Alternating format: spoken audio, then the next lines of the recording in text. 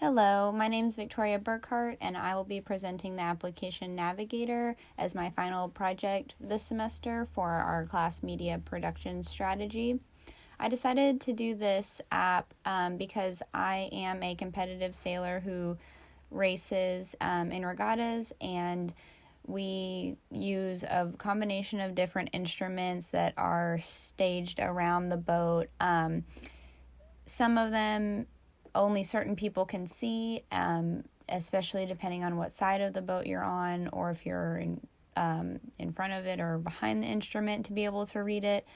So unfortunately, it makes it where not everybody has access to the same information during a race. So the idea of Navigator would be to collect all of that information while the race is going on, and then be able to view your pattern over the lake or ocean, how you sailed, when you turned, what the wind patterns were like, how maybe the wind might have been stronger on the other side of the course and you could have gone that way. And it just kind of helps the crew overall get a sense of, yes, I remember when we did this and it didn't turn out well, and here's what we should have done instead. And so now we know in the future at this lake, because of land effect, the wind takes a turn to the right, and so we want to stay course left, and so on and so forth. So this is the home screen, and it gives users the ability to sign in with an email or do social sign-on. This is useful for events and getting connected to their local regattas and yacht clubs, and having that social sign-on ability. So since we already have an account, we would just click here, and then here's where we would type in our username and password, and sign in from there. And then the first screen you'll see is an account setup screen if this is your first time, and it just has you provide the boat type, the boat class, so it's kind of like make and model of a car. Well, I guess type is, like 4-door sedan, that kind of thing. Then make, model, year, and then modifications, that would just be kind of like different packages that you might have added to a car except on a boat. It also gives users the option to skip this if they just want to kind of start clicking around in the app. And so if they click that, that will take them to the home screen.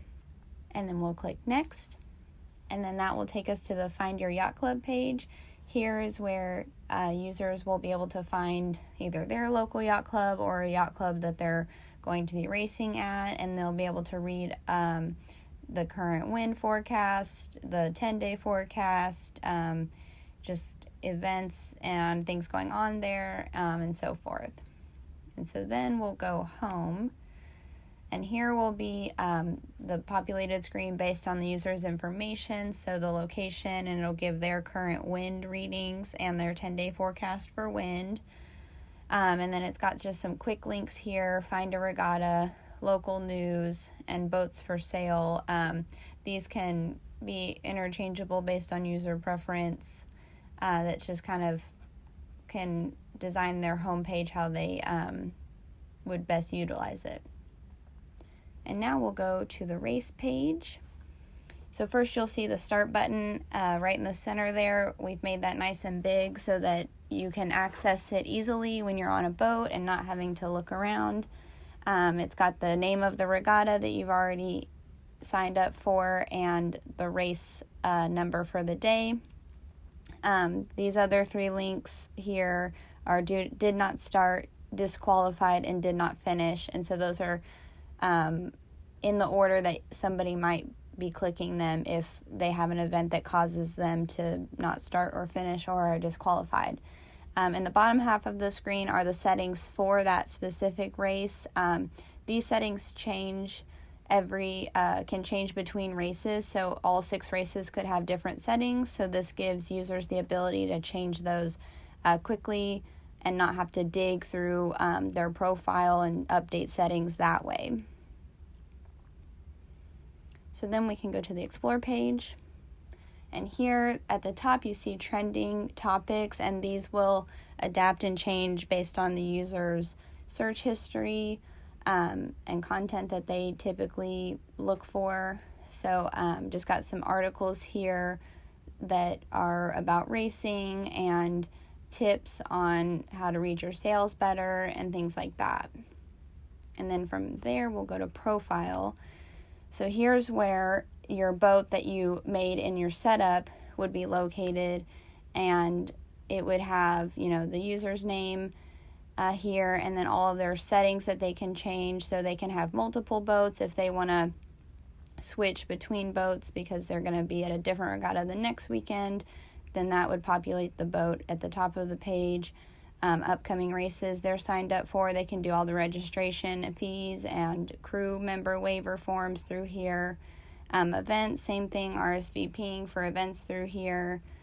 And then we've got the metrics, so this is where all of the race data would go from the race page, and this is where over time users can analyze how their races went and the history and what the trends are as far as where they succeed and where they have their shortcomings. And then we've also got the ability to join a race committee here, and then regulations that help just with protest and making sure that you're up to date on all of the rules that are constantly changing, even up to the minute. And then we've got a safety option that just, keeps everybody on top of safety protocols and making sure that everybody's being safe. And then just the standard privacy settings and user app data, preferences, notifications, things like that. So then we'll log out and go back to the home page.